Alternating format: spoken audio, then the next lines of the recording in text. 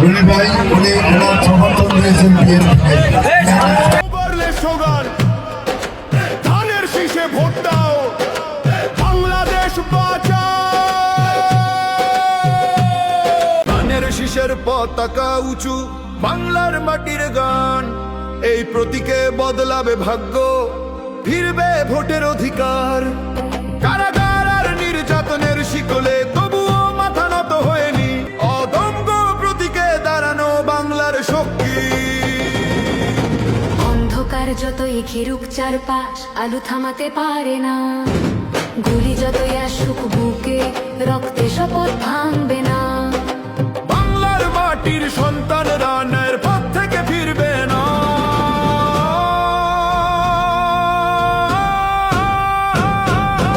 তারেক রহমানের আস্থার প্রতীক, জিয়ার স্বপ্নের সৈনিক, জাতীয়তাবাদী শক্তির আমাদের নেতা কর্মী ভাই ভাই যে আর্মি পুলিশ পাঠায় বিভিন্ন জায়গায় অবজেকশন দেয়। আপনি ডিসি সাহেবকে জিজ্ঞেস করুন, ইলেকশন কমিশন জিজ্ঞেস করুন, আমরা কোনো কমপ্লেন তাদের বিরুদ্ধে করিনি আজকে পর্যন্ত, একটা কমপ্লেন আমরা করিনি। অথচ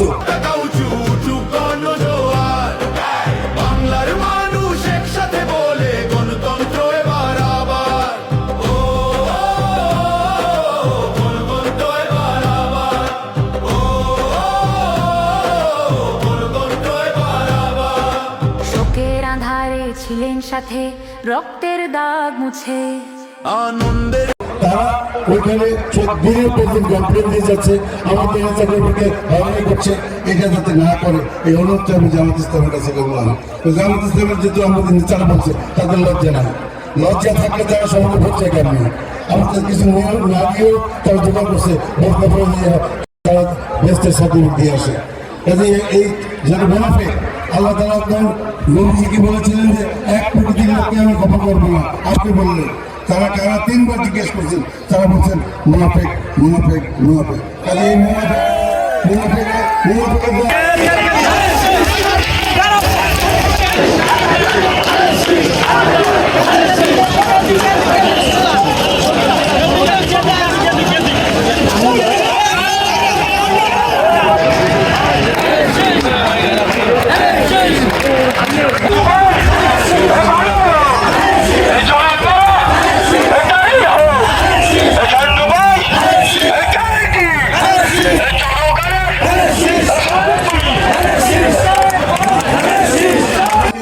যে আজকে আমরা কি করবো প্রতিশ্রুতি দিতে চাই।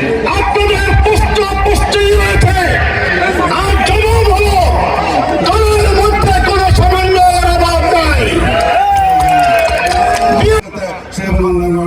স্কুল কলেজ এবং অনেক রাস্তা আছে, আপনারা জানেন।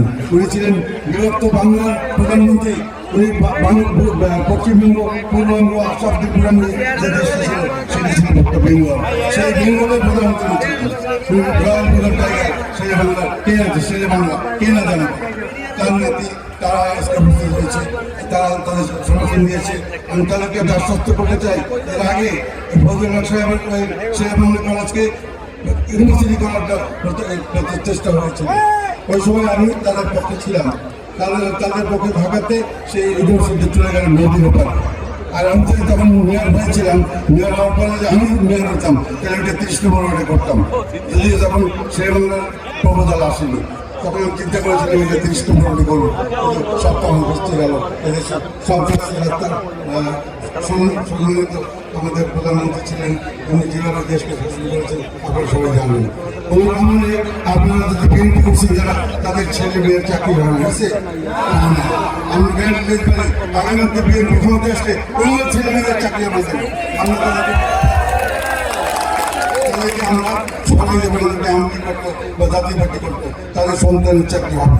এবং আপনাদের একটু গ্যারান্টি দিতে পারি যে আপনাদের ছেলে মেয়েদের চাকরি দেবো ইনশাল্লাহ আমরা। এবং সেজন্য আপনাদের টাকা পয়সা দিতে হবে। আপনাদের জায়গায় মহত্ব বাড়ানো হবে। আমি কাউকে মহত্ব বাড়ানো ইনশাল্লাহ। আপনার কথা আপনি সমাজে আমাকে বলবেন।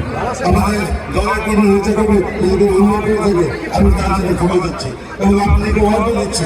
যদি বিএনপি ক্ষমতায় আসে, এটি সন্ত্রাস মুক্ত হবে, শুধু চালাবার মুক্ত হবে ছিল। যদি আপনাদের কাছে এমন কিছু চায়, গ্রামে গঞ্জে জনতার ঢল উঠেছে নতুন গান।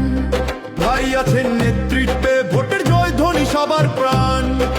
ধানের শীষে ভোট দিয়ে মুছবো রক্তের দাগ, গুলির দাগ মুছে যায় না, রক্তের ইতিহাস থামে না। ধানের শীষের পতাকা